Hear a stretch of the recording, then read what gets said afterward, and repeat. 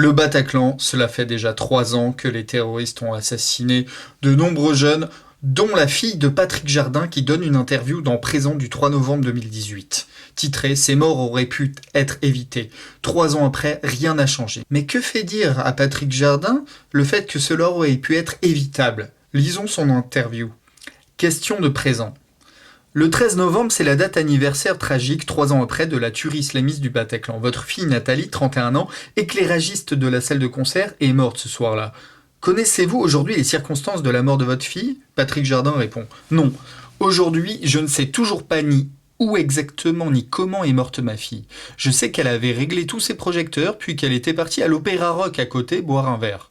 Je sais aussi, dès qu'elle a entendu les premiers coups de feu, elle est retournée à l'intérieur du Bataclan alors que le patron de l'Opéra Rock a tenté de l'en empêcher. Elle lui a dit « Mais j'ai mes potes qui y sont, il faut que j'y retourne. » Je crois que ce sont ses dernières paroles. Qui était Nathalie ? C'était une fille brillante et passionnée avec un cœur énorme. Elle a eu son bac S avec mention. Elle a fait les FAP, l'école des attachés de presse, puis un doctorat de communication et enfin une école d'ingénieur lumière. Elle était passionnée par son boulot et par la musique. Elle était joyeuse, drôle, entière. Elle savait ce qu'elle voulait. Ma fille était quelqu'un de formidable. Question. Tout au long de cette nuit de cauchemar et le jour suivant, vous avez cherché votre fille sans relâche. Le lendemain, dimanche, alors que vous n'avez toujours aucune information de toute la journée, vous vous trouvez fortuitement en présence du Premier ministre Manuel Valls et du ministre de l'Intérieur Bernard Cazeneuve. Vous dites « Ce jour-là, j'aurais dû mettre mon poing dans la figure de Manuel Valls. » Oui, car j'étais dans la détresse, et je pensais bêtement qu'en m'adressant à lui, il m'aiderait à retrouver Nathalie. Mais lui, la seule chose qui lui importait, c'était que je ne fasse pas un scandale devant les caméras. Il était très préoccupé de cela. J'ai été choqué par son attitude, par la maladresse et la bêtise d'un Premier ministre face à l'une des victimes d'un terrorisme dont il est en grande partie responsable. Question. Vous affirmez que les terroristes ont torturé et égorgé les victimes du Bataclan. Mais qu'est-ce qui vous permet d'affirmer cela ? Réponse. Il y a des témoignages de policiers consignés dans les 1417 pages du rapport de la commission d'enquête parlementaire. De même, plusieurs hommes du RAID qui sont entrés dans le Bataclan avec la BRI sont ressortis en vomissant, indiquant que ce qu'ils avaient vu était épouvantable. Alors que ce sont des hommes rompus à toutes les situations, ils ont affirmé n'avoir jamais vu de choses aussi terribles. Enfin, au procès de Jawad Mendaoud, le logeur des terroristes, le père de l'une des victimes est venu témoigner en pleurs à la barre en disant qu'il est allé reconnaître le corps de son fils à la morgue. Il n'y avait plus Dieu dans les orbites. Question.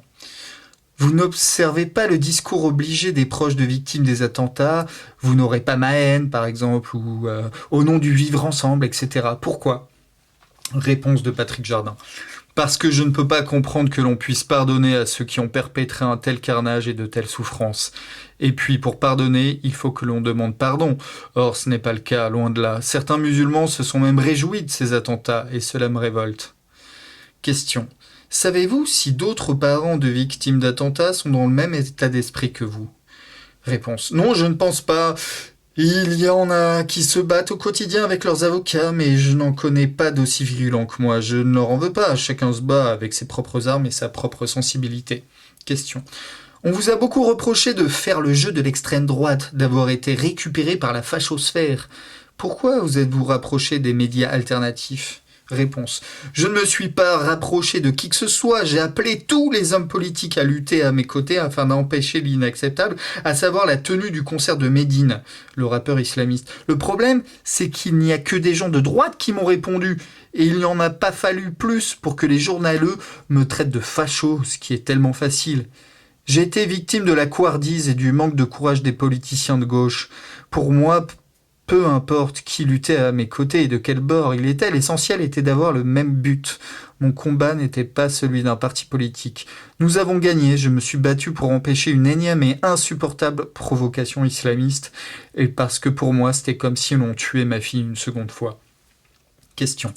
Que répondez-vous à ceux qui, comme Édouard Philippe ou Benjamin Griveaux, prenaient la tenue de ce concert de Médine au nom de la liberté d'expression, justement en réponse à l'ennemi terroriste et totalitaire ?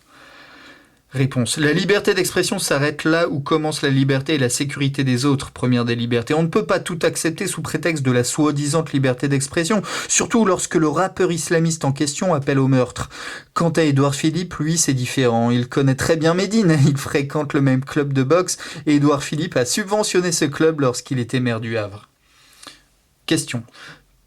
3 ans et un nouveau gouvernement après, est-ce que les choses ont changé en France en matière de menaces terroristes et d'islamisation ? Réponse. 3 ans après, rien n'a changé. Nous sommes toujours à la merci d'un attentat islamiste sanglant. La menace n'a pas reculé. Les responsables politiques n'ont tiré aucune expérience ni aucune conclusion des attentats précédents. Depuis, il y a eu d'autres morts.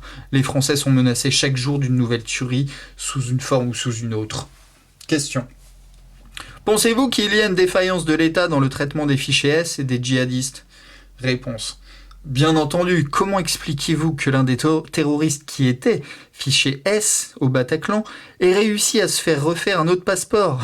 Certains fichiers S, plus dangereux que les autres, sont astreints à un contrôle judiciaire strict, mais seulement de 6h du matin à 18h. Cela leur laisse du temps libre pour commettre leurs méfaits.